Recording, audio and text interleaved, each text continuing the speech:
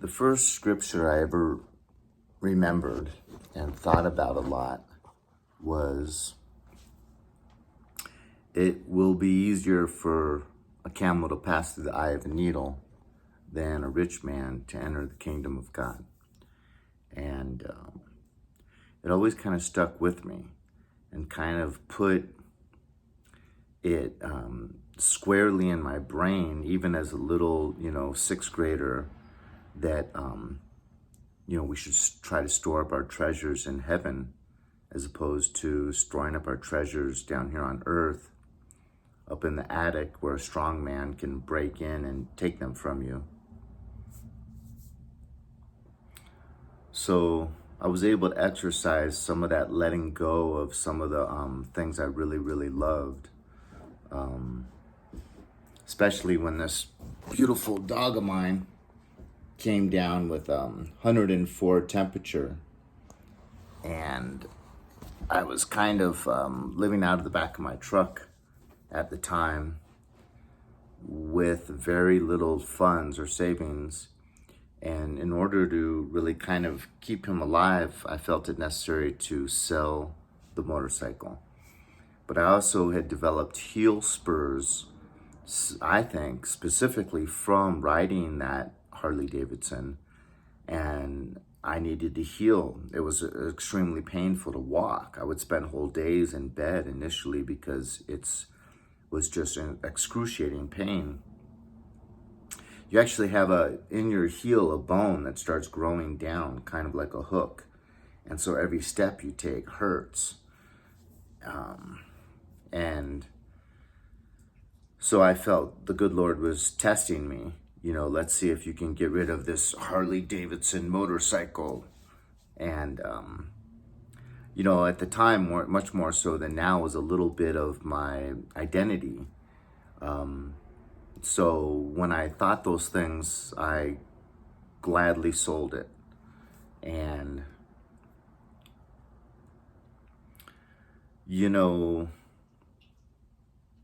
it is kind of scary when you have loved ones close to you that really, really are constantly seeking pleasure, running here and there, especially if, excuse me. So, like 3 of the main people in like my old life, before I went no contact, was my mother, my stepfather, who she married like, I guess it's almost like 6 or 7 years ago by now. But, they lived together and for like a couple years before that. So he's been around for a good 8 or 9 years. And my best friend that was also a school psychologist with me. And all 3 of them, not only are they pleasure seeking nonstop, but they have the funds to allow them to really be good at it.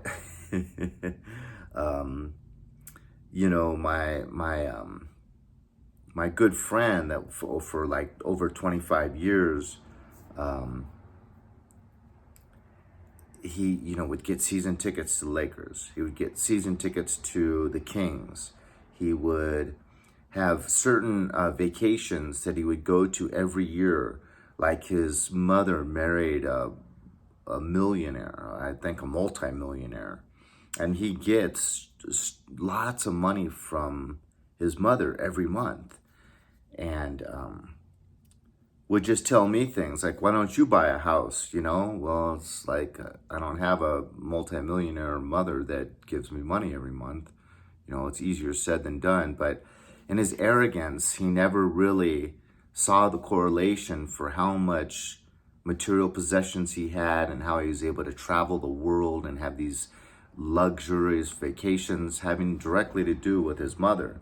No, he saw it having to do with his own means, which kind of like, takes us back to, people that are rich thinking that I did this, this is my work of my hands, this is fruit of my labor, when really the good Lord gave them the intelligence to be able to run in those circles, gave them the ability to learn from their parents that may have taught them a good work ethic, gave them the body that's strong enough and healthy enough to get up every morning and go to work and make that money.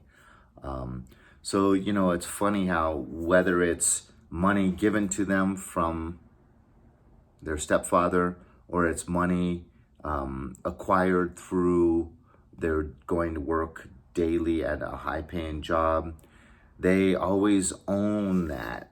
This is what I have done. When really everything, even the breath in your lungs, you waking up every morning, everything is a gift from God and goes back to the Creator.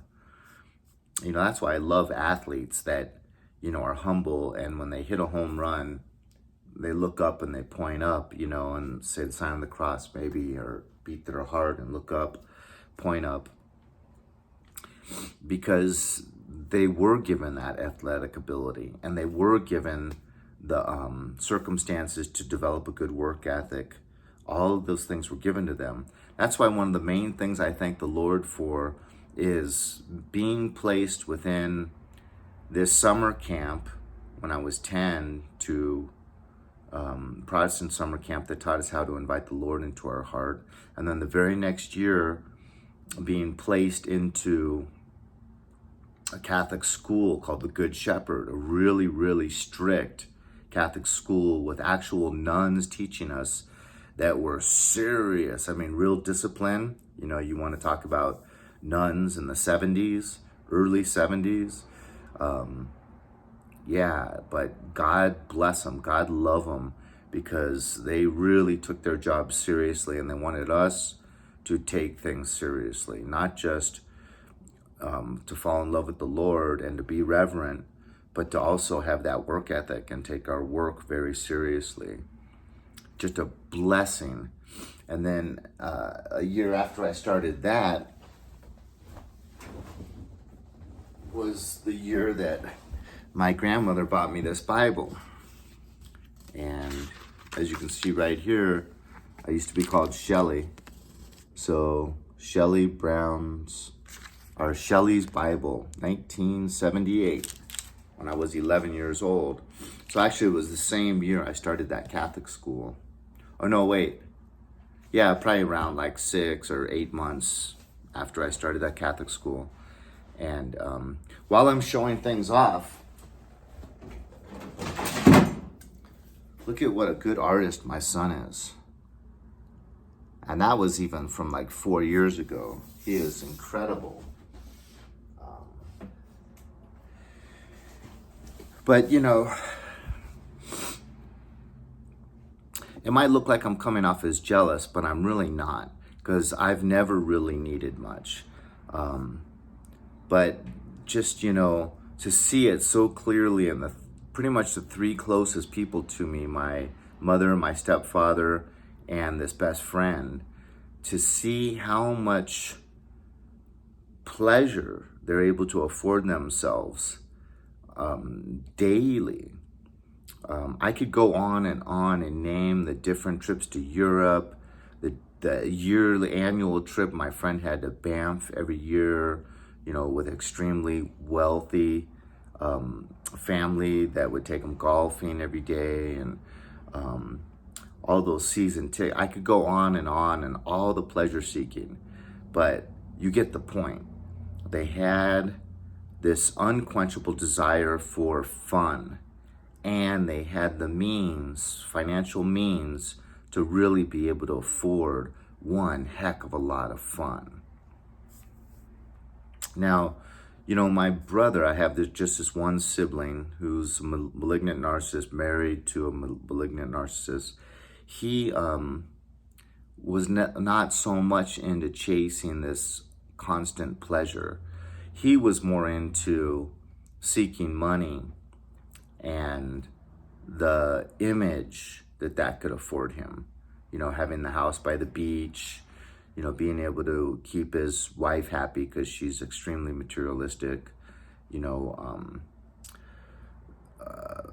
being able to really buy nice presents for his mother And even me, that's one way that in his mind it made an exchange where, look, you get these good gifts from me at Christmas and the birthday, so I'm allowed to abuse you any way I see fit.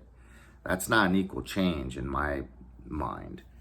And they would find out one thing I liked, and then they would just buy the same thing over and over anyways. So, I mean, at one point I had like 8 pairs of beige corduroy slacks. It's like, and I'd have to eventually ask them. At one point I had so many expensive ties in my closet. I first had to ask them, guys, could you please stop buying me ties? And they'd act kind of offended. And then, but when you get the same thing year in, year out for a decade, and you don't really wear ties, or you don't want to be seen going to work in the exact same looking pants every single day, you ask them, and then to get offended at that, it's like, I'm running out of closet space for just the same slacks, tan corduroy slacks. I have just 10 of them. I can't wear, if I wore, one pair, I couldn't even go through a whole work week and the weekend exhausting all these slacks I have. So, we all were made to worship. And if we don't worship God, we're gonna worship people and or things. And so my brother went more towards the materialistic, seeking those materialistics and that feeling of that status that it afforded him in his own perception, his own mind. Or, in my mother and my stepfather's case, more so the going out to fancy restaurants, the eating of lobster, having big parties, having lots of friends, traveling a lot. I mean, to this day, they spend 3 days a week, every week, at this big, beautiful, like hacienda purchased right on the beach of Rosarito down in Baja California. And, think about the amount of time and the amount of gas and the amount of effort. They start packing for that every Thursday, and then they leave every Friday morning and then come home usually Sunday afternoon. And it's like they have 2 lives. All the people that own the restaurants down there just know them and love them because they're down in those restaurants every week, tipping big, buying the most expensive dishes on the plate, so that's what they're worshiping. They wouldn't really need to seek all this pleasure if they were worshiping God, what we were generally intended to worship.